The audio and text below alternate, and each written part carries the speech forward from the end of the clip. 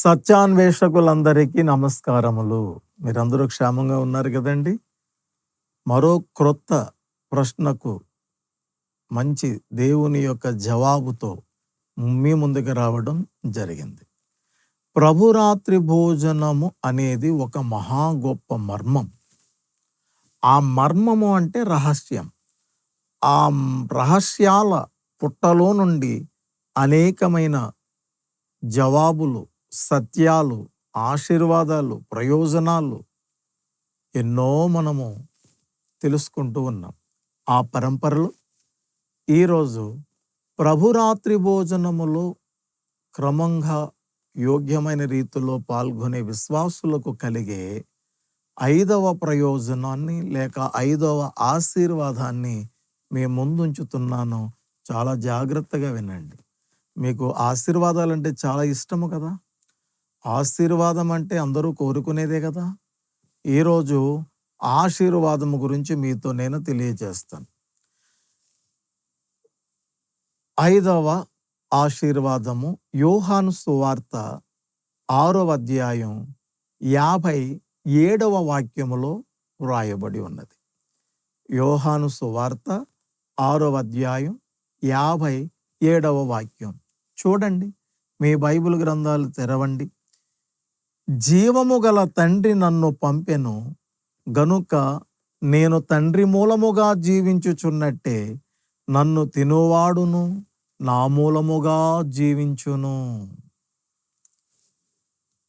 నన్ను తినువాడు నా మూలముగా జీవించును. నన్ను తినువాడు నా మూలముగా జీవించును అన్నాడు. మనము క్రీస్తు మూలముగా అంటే ఆయన వలన మనం జీవించాలి అని అంటే ఆయనను తినాలట. యేసు ప్రభు వారిని తినమని యేసు ప్రభు వారి చెప్పారు. ఇప్పుడు నేను నా తండ్రి మూలంగా నేను భూమి మీద ఎలా జీవించానో మీరు కూడా నా మూలంగానే జీవించాలని మీరు కోరుకోండి. అలా కోరుకుంటే సరిపోదు. కోరుకున్న ప్రతి వారు కూడా నన్ను తినండి అని చెప్పారు ఆయన. ఆ మహానుభావునికి ప్రత్యేక ధన్యవాదాలు మనం తెలియచేద్దాం. యేసు ప్రభు వారు ఈ లోకములో జీవించిన విధానం చాలా పవిత్రమైనది. ఎంత గొప్ప పవిత్రమైనదో హెబ్రీలకు రాసిన పత్రిక 7వ అధ్యాయము 26వ వాక్యాన్ని చూద్దాము రండి. హెబ్రీ పత్రిక 7వ అధ్యాయం 26వ వాక్యములో ఇలాగూ రాయబడి ఉన్నది.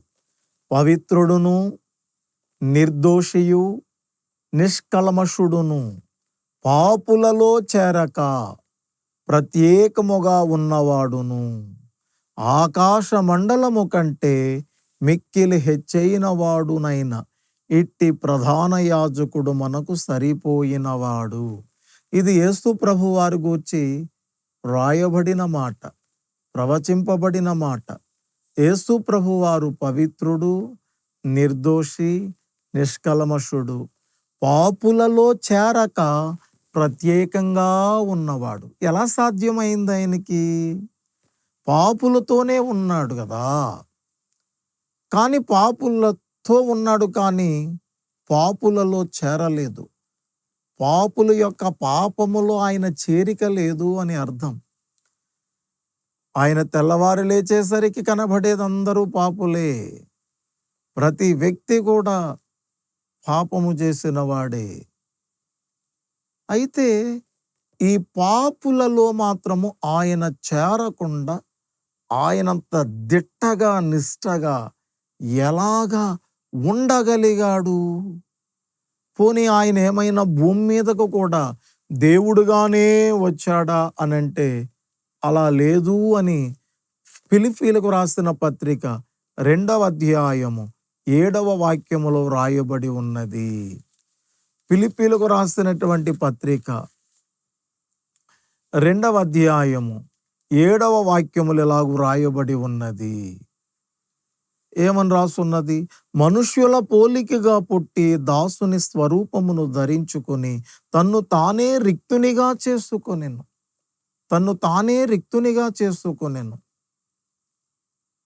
రిక్తుడు అంటే ఎంటీ అండి. ఎంటీ అంటే ఖాళీ అని అర్థం. హీ ఎంప్టెడ్ హిమ్సెల్ఫ్, తన్ను తాను పూర్తిగా ఖాళీ చేసుకున్నాడు అని అర్థం. అంటే సర్వశక్తిమత్వం, ఓమ్ని పొటెన్స్, సర్వవ్యాపకత్వం, ఓమ్ని ప్రజెంట్, సర్వజ్ఞత, ఓమ్ని సైన్స్, ఈ సర్వ లక్షణాలన్నీ కూడా వదులుకొని యేసు ప్రభువారి లోకానికి వచ్చారని అర్థం. ఈ భూలోక జీవితంలో ఆయన మనుష్య కుమారుడు అని చెప్పుకున్నాడు. ఇలాంటి మనుష్య కుమారుడైన యేసుక్రీస్తు నరులలో అంత గొప్ప నరునిగా జీవించడం ఎలా సాధ్యమైంది? పాపము లేకుండా, పాపుల మధ్యలో పాపము లేకుండా పరిశుద్ధుడు జీవించడం ఎలా సాధ్యమైంది? ఎలా సాధ్యమైంది అనంటే, నేను నా తండ్రి వలన జీవించుచున్నాను అన్నారు.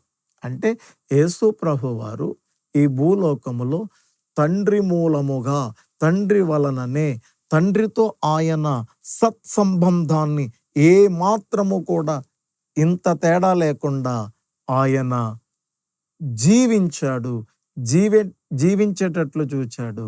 ఇప్పుడు అది కూడా మనకు తెలియపరుస్తున్నాడు. ఏమని? మరి నేను తండ్రి మూలంగా ఎలా జీవించానో ఒక మనిషిగా ఉండి, మనుషులైన మీరు కూడా ఈ మనుషుల మధ్య నా మూలంగా మీరు జీవించాలి. మీరు నా మూలంగా జీవించాలనంటే ఖచ్చితంగా మీరు నన్ను తినాలి, నన్ను తినాలి, నన్ను తినాలి.